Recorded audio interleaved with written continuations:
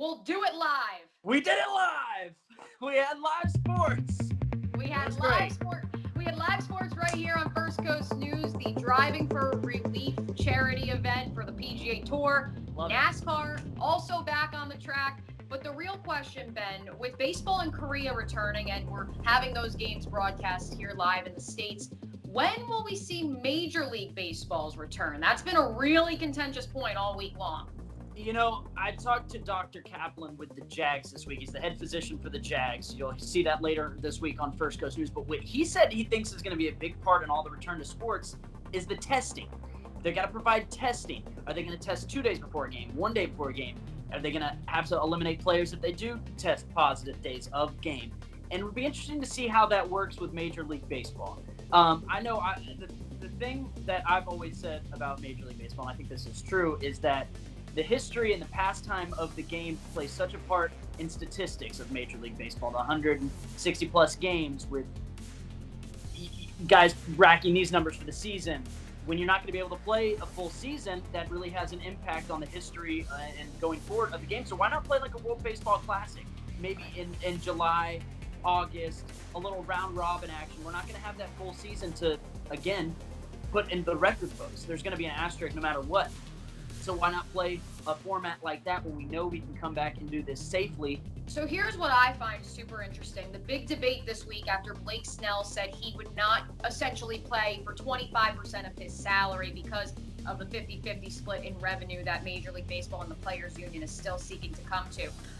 The question of how much will they be paid based on how many games they are played is the big debate. But Ben, what people don't realize, baseball was potentially already headed to a players' strike next year. This was already a very big question moving forward because that 50-50 revenue split and not having a salary cap, that doesn't exist in baseball like it does in other professional sports. So the crazy part about this, let's imagine that they only play a World Baseball Classic. We might not have baseball next year, though, for a different reason. So I think you got to get as much of a season in, even if it is 82 games, even if it is 60 games, even if there's an asterisk, get the season in because next year we might not have one for all we know. All right, Mia, let's talk a little food, shall we? So the Jags this week, Doug Marrone, released a challenge. He started to do these challenges weekly, virtually with his team. They're doing a food-off, a little cook-off challenge, which seems kind of hard if he can't be testing all the foods virtually, but presentation is what comes into this. We've seen some pictures of what the guys have released. Mia, 2 questions. Who do you think's the best cook on the Jags and is going to win this thing? And if you were participating, what are you cooking?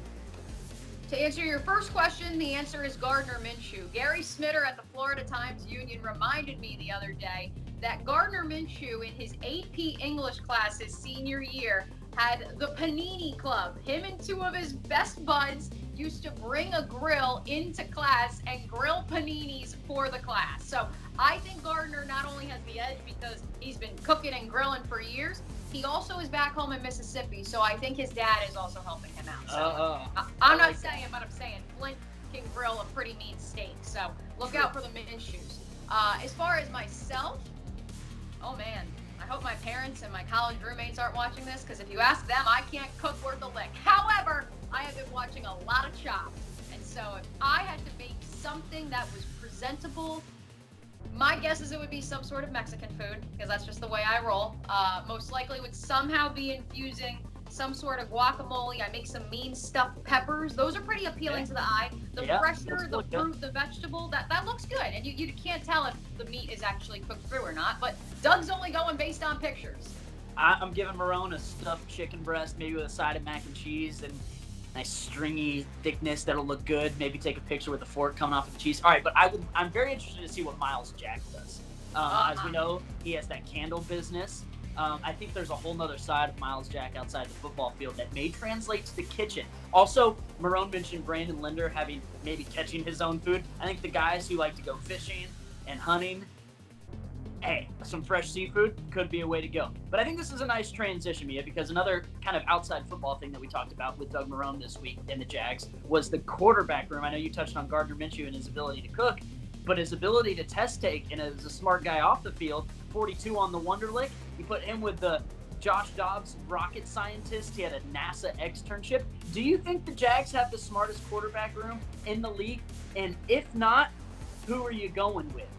For a while, Ben, and for a while I mean in the 48 hours since we spoke to Doug Marrone about this, yes, I was like, wow, he's right. The Jaguars, they could beat any other team in a game of Jeopardy.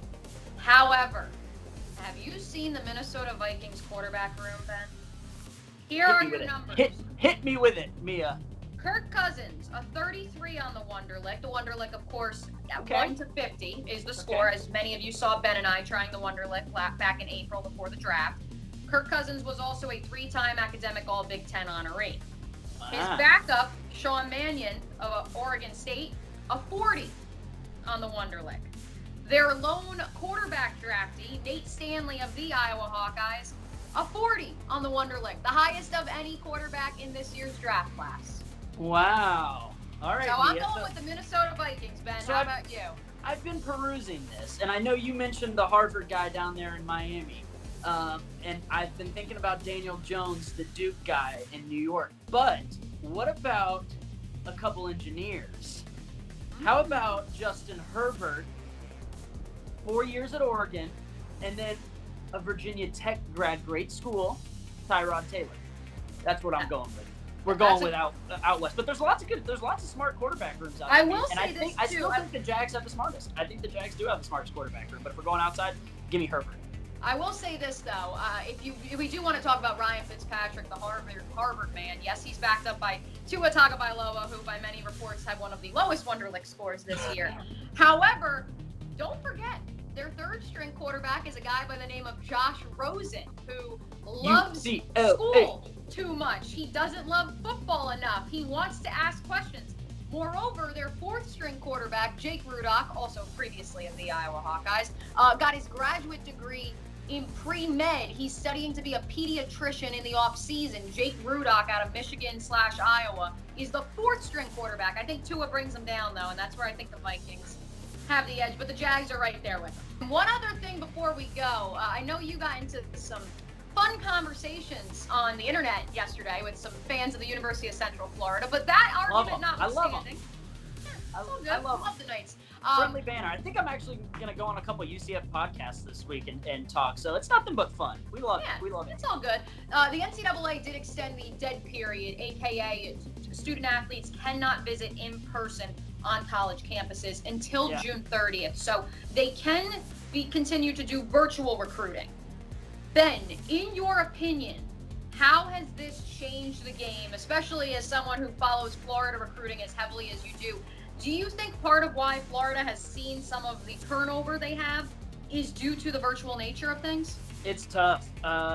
Getting kids on campus is such, for some of these schools like Florida, getting these kids on campus is such a integral part of recruiting. Getting kids like the top running back recruit in the country who just went to TCU a couple weeks ago that had a scheduled visit to Florida wasn't able to make that trip. But TCU was down the street from his house. Down the street from his house. So he's a Houston kid, so he's familiar with the territory, and it made sense.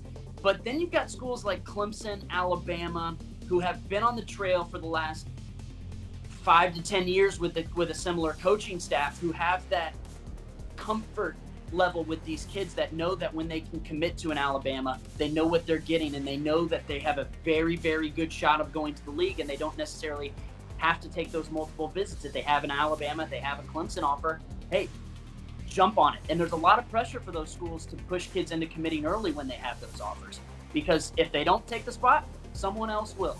So I think it's really helped the big dogs and hurt the ones who are up and coming the most. Schools like Florida State too, who have a new coaching staff, that's hard. It's tough, right out of the gates.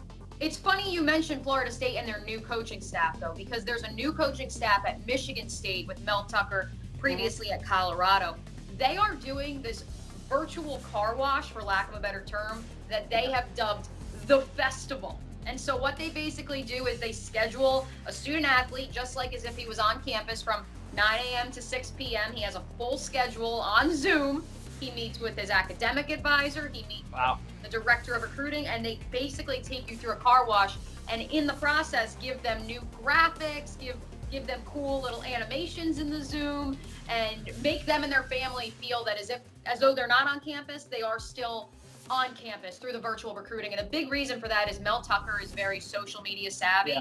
And that's where I think, no offense to Nick Saban, he ain't going to be tweeting and sending graphics and edited, what He'll have just send you a videos. text of all his rings. Right. And so I think there's something to be said, like you said, about the reputation. And I think even without the virtual nature of our world, that's going to trump for a lot.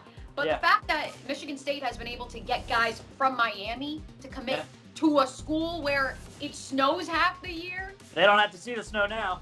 By a virtual visit, that is insane. So snow is a lot cooler over the phone, Mia. Snow is it's a lot cooler over the phone. That's why we live in Jacksonville.